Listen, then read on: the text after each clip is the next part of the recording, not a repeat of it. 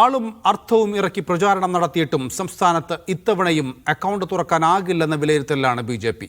നേമത്തും കഴക്കൂട്ടത്തും പോലും വിജയം ഉറപ്പില്ലെന്നാണ് കോർ കമ്മിറ്റിയിലെ വിലയിരുത്തൽ.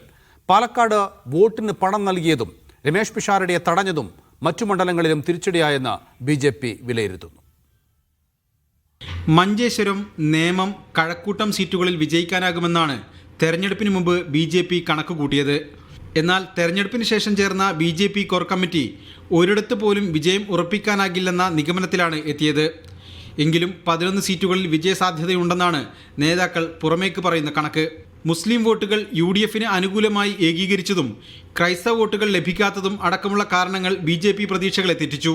പാലക്കാട്ടെ ബി.ജെ.പി. സ്ഥാനാർത്ഥിക്കായി വോട്ടിന് പണം നൽകുന്നതിൻ്റെ ദൃശ്യങ്ങൾ മറ്റു മണ്ഡലങ്ങളിലും ബി.ജെ.പിക്ക് തിരിച്ചടിയുണ്ടാക്കി. രമേശ് പിഷാരടി ജനപ്രിയനായ നടനാണെന്ന കാര്യം പോലും ഓർക്കാതെ പാലക്കാട്ടെ ബി.ജെ.പി. കേന്ദ്രത്തിൽ തടഞ്ഞതും പാർട്ടിക്ക് പ്രതികൂലമായെന്ന് നേതൃത്വം വിലയിരുത്തി.